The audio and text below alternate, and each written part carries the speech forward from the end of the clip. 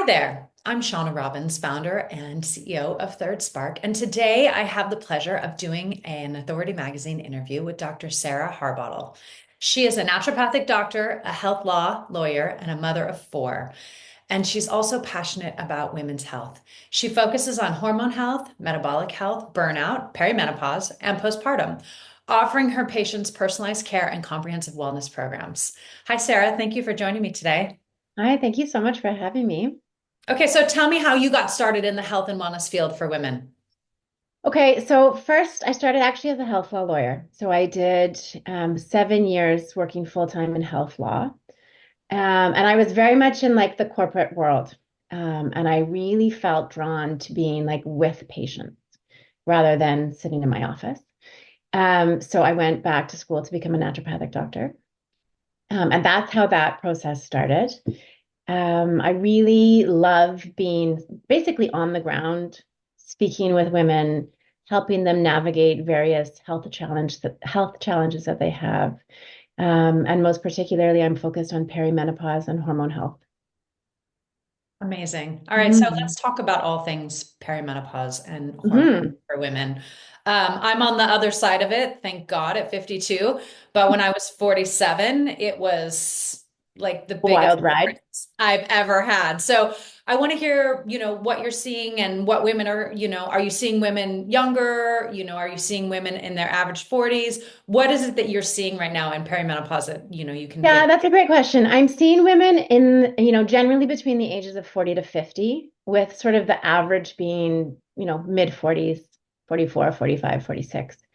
I'm actually, so they're kind of right, not necessarily smack in the middle of it, but very much feeling changes in their body, either with their mood, that's a big one that seems to start really early on, with their weight and with their sleep, right? Mm. And all of those seem to happen before we get like the classic symptoms of hot flashes and like the really well-known symptoms of perimenopause.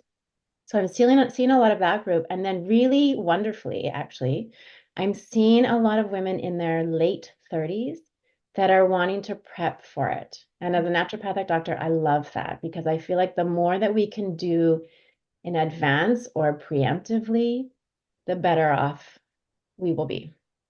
Okay, so tell me what your advice around that looks like. I mean, I wish I had known what to do in my 30s and early 40s. How do you prep for this transition? So the big things are really looking at lifestyle, right? So that's going to be always with everything I do. That's the basis of all of my treatment plans. So it really looks at leveling up on nutrition, right? Making sure that that individual is eating a sufficient amount of protein, that they're getting good carbs and good fat, and they're not necessarily skipping meals. I find that to be a really tricky one for women. That they're really dialed in on their sleep in whatever way that needs to happen for them. So sometimes it's even just a matter of really leveling up on their sleep hygiene, not spending that extra hour watching that additional Netflix show, right? And going to bed early. Maybe it's looking at cutting out that glass of wine before bed, but really making sure that sleep is dialed.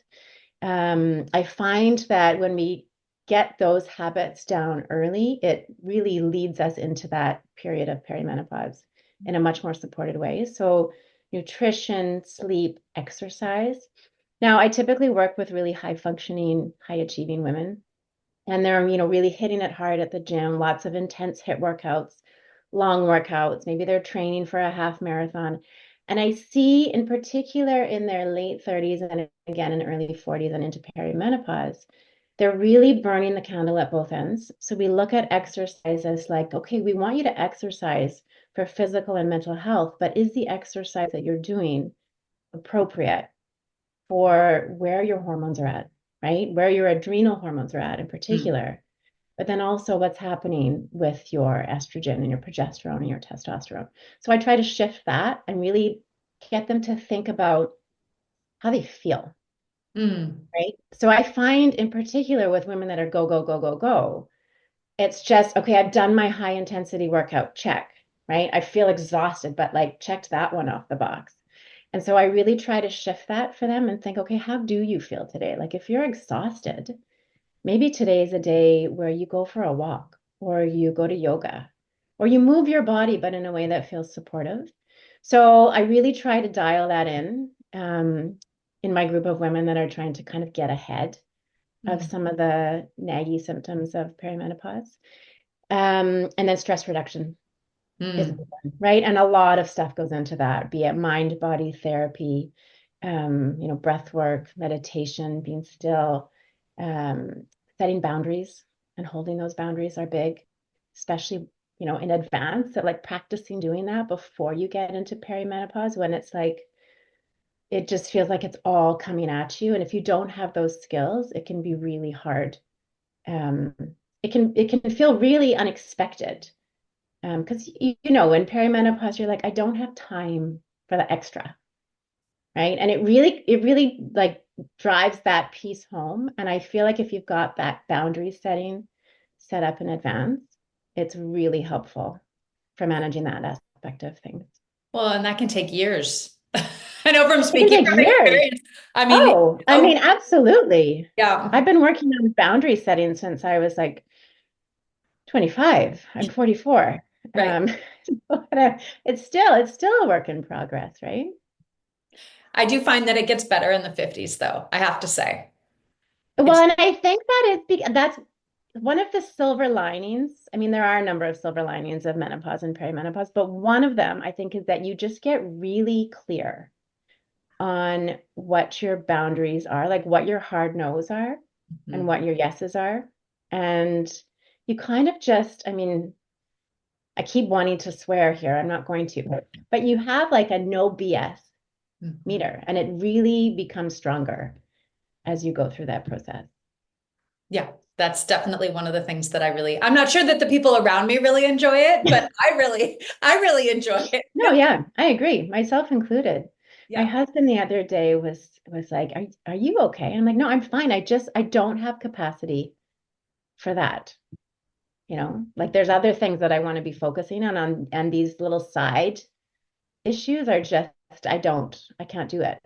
Mm. And I feel really, really good about saying that, but he was like, oh, okay. So Exactly. Exactly. All right. So talk to me about the things that, you talked about sleep a bit.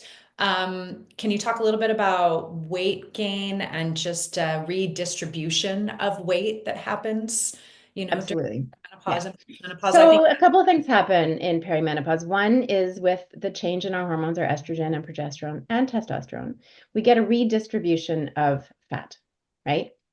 So that's one of them. It's not so much that we are gaining fat because of the loss of estrogen. It's that estrogen will influence the distribution of it, and it will influence some of our lifestyle habits, right?